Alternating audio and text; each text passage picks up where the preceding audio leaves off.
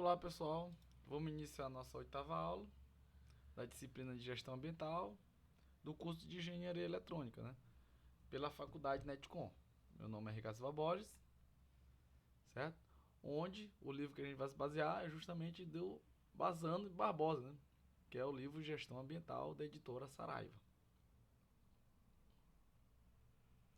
Certo? Então, primeiramente, a gente tem que entender o que é saneamento ambiental. Saneamento ambiental é um conjunto de ações socioeconômicas que tem por objetivo o quê? Alcançar a salubridade ambiental, por meio de abastecimento de água potável, coleta e disposição sanitária de resíduos sólidos, líquidos e gasosos, promoção de mais disciplina sanitária, do uso racional, né, do solo, drenagem urbana, controle de doenças transmissíveis e demais serviços de obras especializadas com a finalidade de proteger e melhorar as condições vida urbana e rural, certo?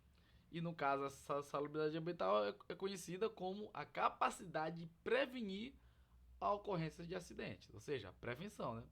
Por meio do ambiente e promover melhoria da saúde pública e ecossistema, certo?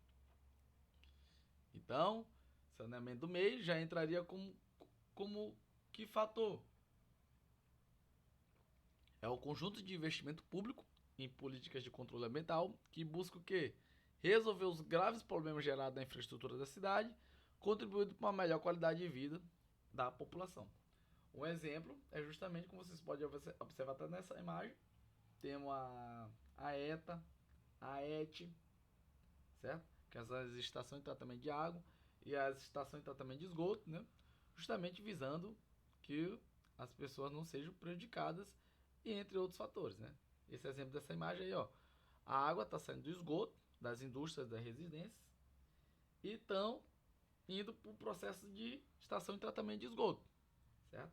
Como aqui no decorrer da aula nós vamos comentar como funciona esse tratamento. Certo? Então foi criada, pessoal, no Brasil, a criação de Lei Nacional de Saneamento Básico, que essa lei estabelece a universalização do serviço de abastecimento de água de rede de esgoto e drenagem de águas pluviais, além da coleta de lixo para garantir o quê? A saúde de qualidade para a população brasileira, certo? Então, que infelizmente não é seguido à risca, né?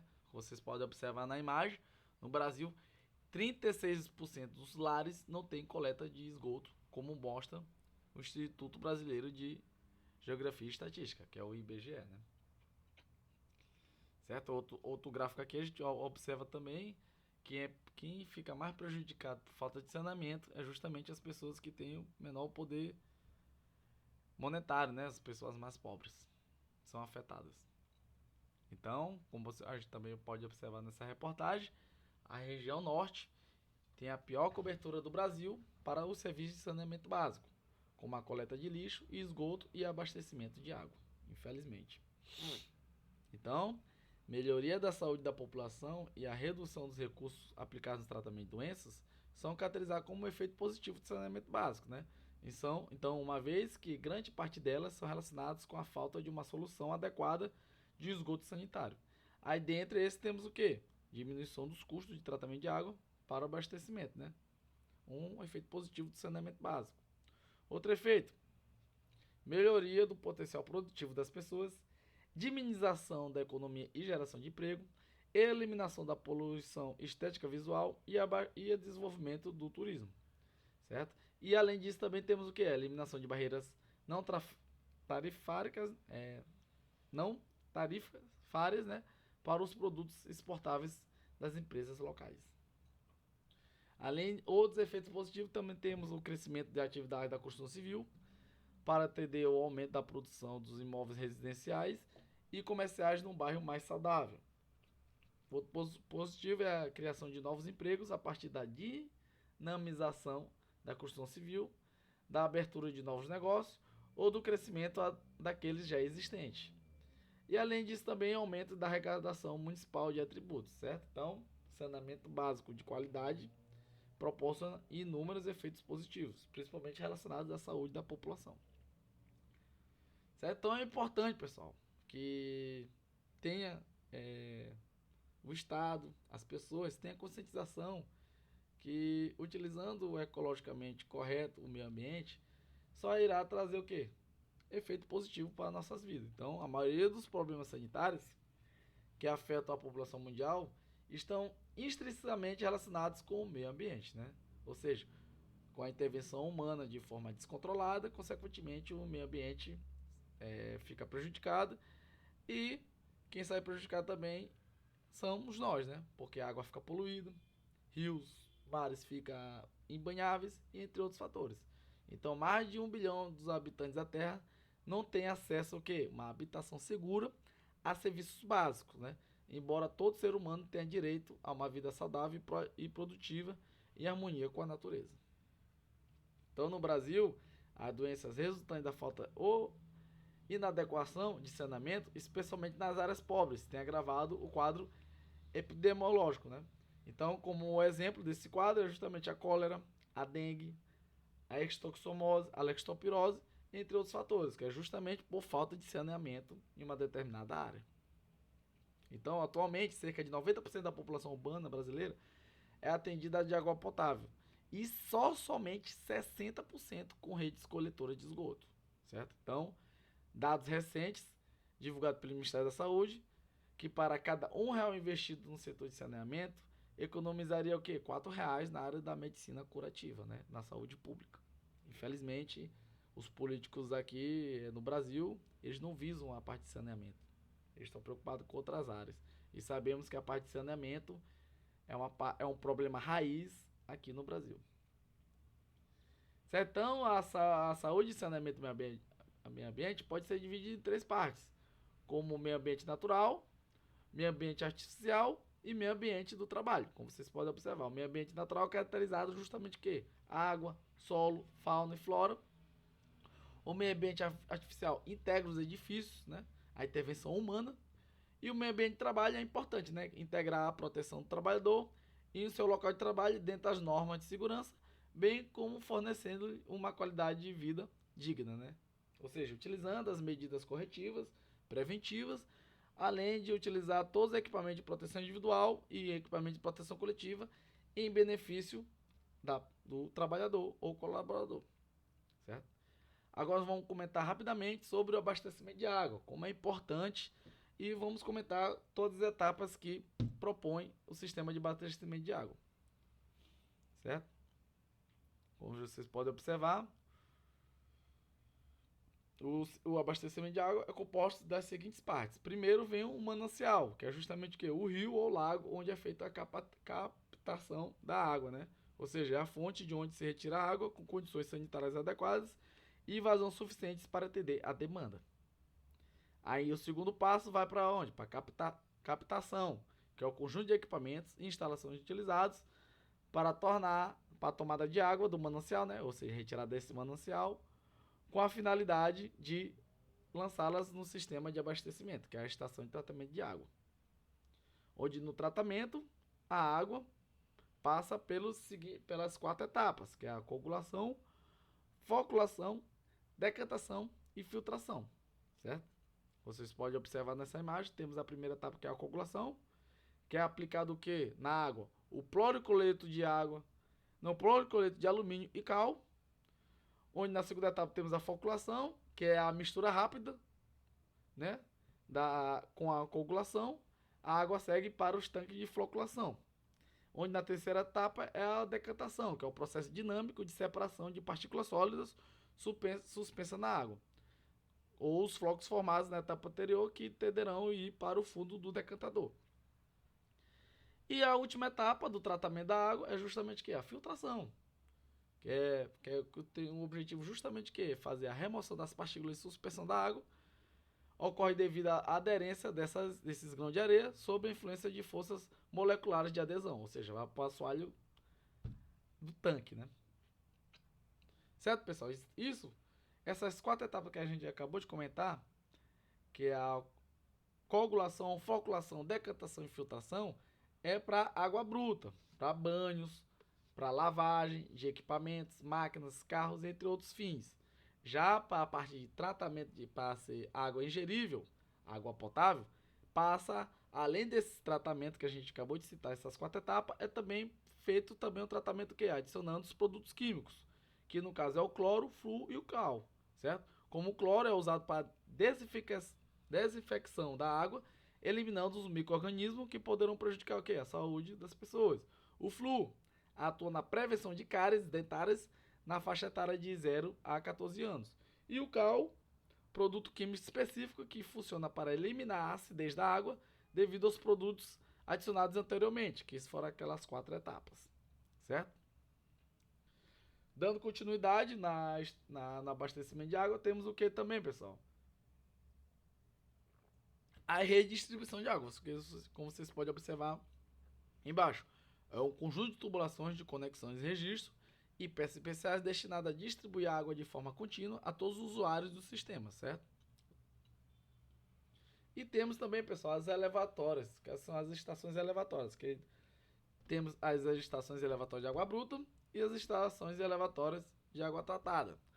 Que no caso, as elevatórias, a função delas é justamente o quê? Transportar água para diferentes níveis de altitude, certo? Temos aqui a água tratada, que no caso é o bombeamento de água potável, certo? Que normalmente é enviada da água da estação de tratamento de água até os reservatórios, certo? Aqui temos a estrutura mecânica e elétrica de um sistema de elevatórias. E temos a adução, que faz a adução, é o conjunto de tubulações que faz a conexão por cada etapa do abastecimento, desde a água que sai do rio até a água que sai da torneira da sua residência, certo? Como recapitulando o que a gente já havia comentado, veio do manancial a retirada da água, né? Onde quem faz essa retirada da água é justamente a captação. Em seguida é levado para a estação de tratamento de água, para depois ser locada para reservatório de água tratada, para passar por uma estação levatória, onde a estação levatória leva água para a rede de distribuição, onde da rede de distribuição é levada para as respectivas residências ou indústrias, certo? Aqui podemos observar com mais nitidez como é feito todo esse processo, como a gente pode observar na imagem embaixo. Temos ali o manancial, que é o cursor de água, onde é feito a captação da água, para depois em seguida é levado para uma estação elevatória de água bruta, onde é feito todo o transporte dessa água bruta até a estação de tratamento de água, onde da estação de tratamento de água é passado pela adutora de água tratada até o reservatório, e do reservatório é jogado por uma adutora de água tratada até as redes de distribuição, certo? Aqui o exemplo que a gente tem em São Luís é justamente em frente à rodoviária, lá no Sacavém, onde o manancial é justamente o reservatório do Batatã e o reservatório do Rio da Prata, certo? Aqui podemos observar a água sendo retirada, captação lá do Rio da Prata e aqui do Rio Batatã, certo? Aqui já é a estação de tratamento de água do Sacavém, que é em frente à rodoviária aqui em São Luís. Aqui você pode observar todo o sistema. Já também aqui a São Luís é abastecida também, além do Sacavém, pelo Rio da Prata e pelo Rio Batatã, também pelo Rio Itapecuru, onde fica instalada também um sistema de abastecimento de água, que é o Italuís, lá no município de Bacabeiro, certo? Aqui pode observar aqui a captação, né? Através dessas bombas é feito, onde é jogada para a estação de tratamento de água, certo? Onde é feito todo o processo e é feito o transporte de Bacabeira até São Luís pela essa adutora, certo? Aí o destino final é justamente aonde? Aqui no R8, aqui do lado do Mateus, da Cuama, onde fica instalado lá, onde a água é recebida lá, para depois ser distribuída pelas redes de distribuição até chegar às residências, certo? Como vocês podem observar nessa imagem. Então, pessoal, agora recapitulando um pouco a importância sanitária, né, e social na parte de abastecimento de água, é muito importante, como vocês podem observar, tem inúmeros efeitos positivos, certo? E doenças relacionadas com a água, que a gente sabe muito, muito prejudicial, ou seja, um dado estatístico mundial é que a cada 3 pessoas que chega a óbito, uma está relacionada com água contaminada. Então é algo muito prejudicial para a humanidade. Então é importante que a água esteja o quê? limpa para consumo ou para banho, certo? Como vocês podem observar, né, há duas categorias, né, de risco para a saúde relacionada com a água. Que o primeiro é a ingestão de água contaminada por usar agente biológico, tanto na categoria de bactérias, vírus e parasitas, como pelo contato direto ou pelo uso meio de insetos vetores que necessitam da água para o seu ciclo biológico. E os riscos derivados de poluentes químicos e radioativos, que geralmente fluentes de esgotos industriais causados por acidentes ambientais, certo? Aí proporcionando inúmeras doenças, como vocês podem observar nessa imagem, locais que não têm um saneamento adequado, né? Aí temos aqui reportagem, né, justamente relacionada a isso, né, doenças contaminadas. No caso lá na Amapá, casos de doença relacionada ao saneamento básico precário cai para 10,8% em um ano no Amapá. Outra reportagem temos que o Brasil registra 40 mil internações por falta de saneamento nos últimos primeiros 3 meses do ano, isso em 2020, chegando um gasto de 16 milhões, certo? Aí aqui a gente pode até comentar, né?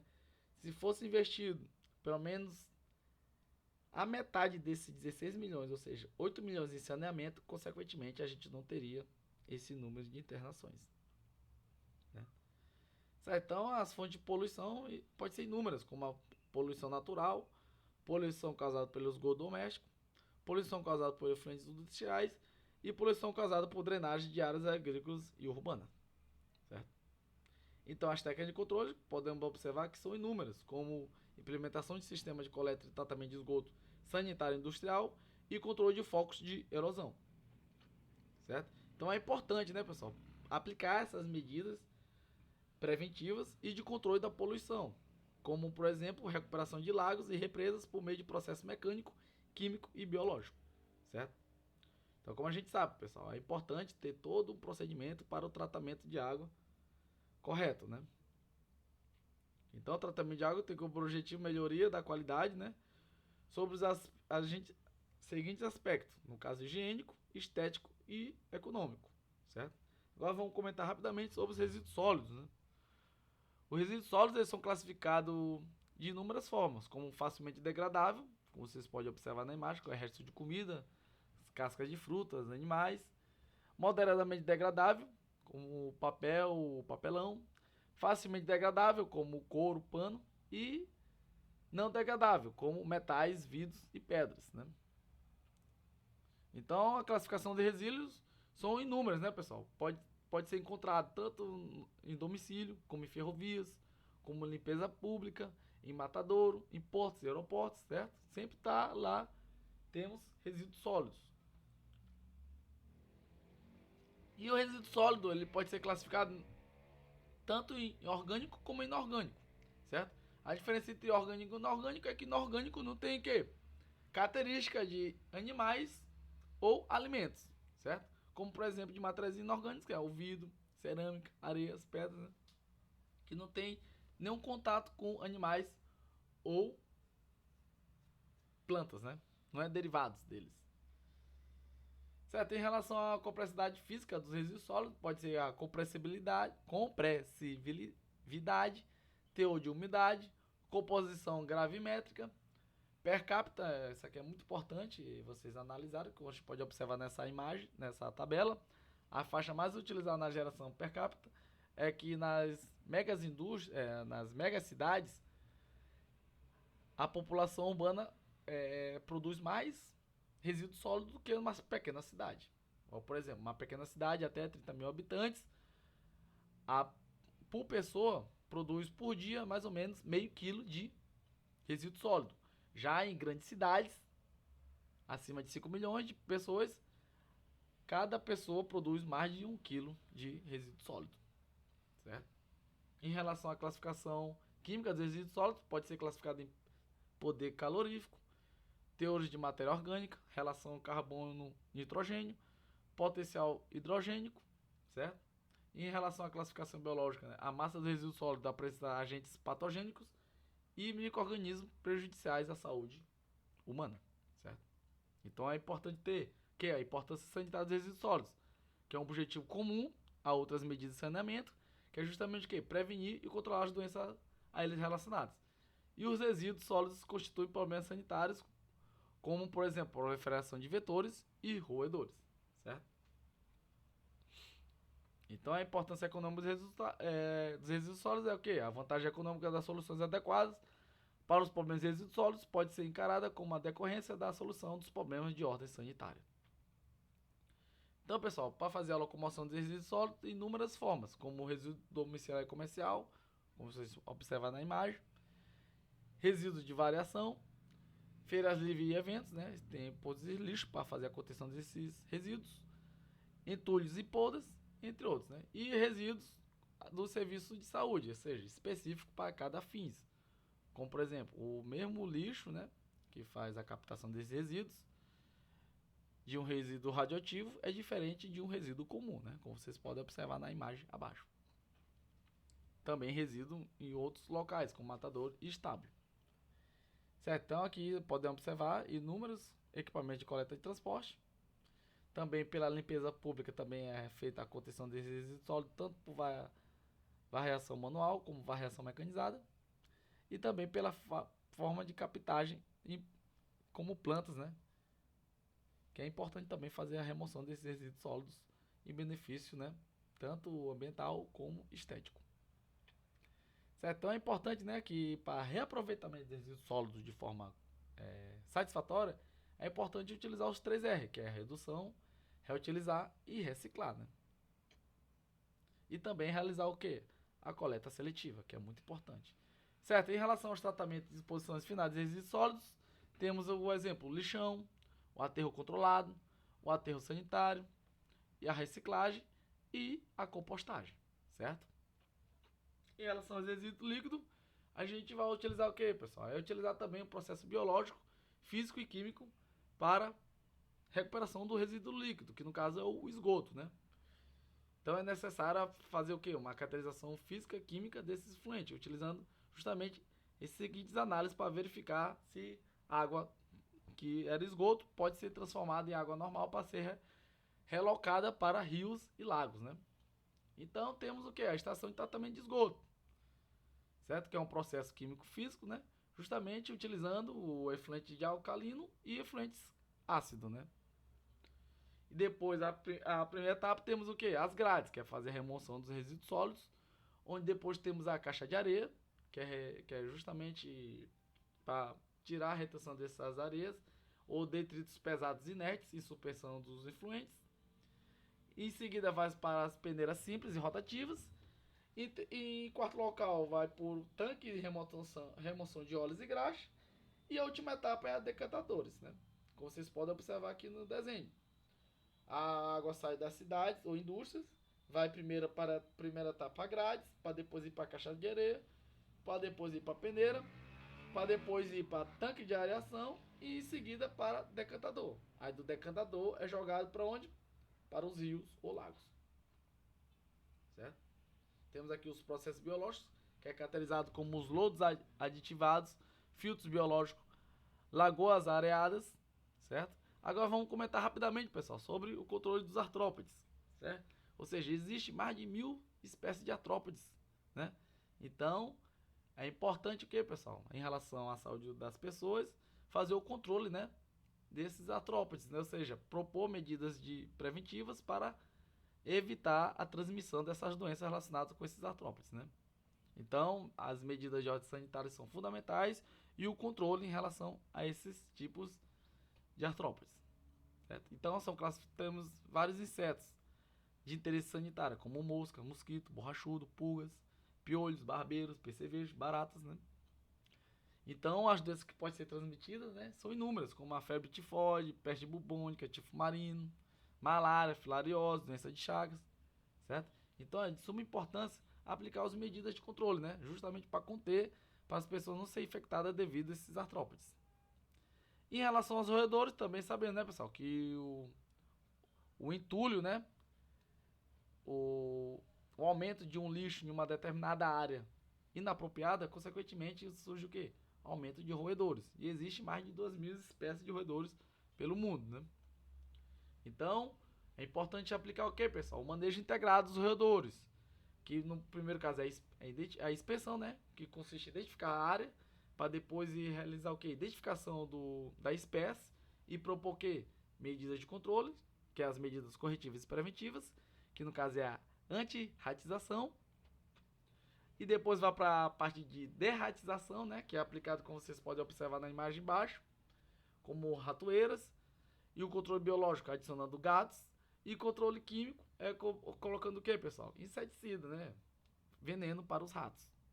Então aqui temos algumas técnicas, né, de controle de roedores, que são as armadilhas, o ultrassom e os aparelhos eletromagnéticos, certo? Então aqui nós encerramos nossa 8ª aula. Muito obrigado a todos.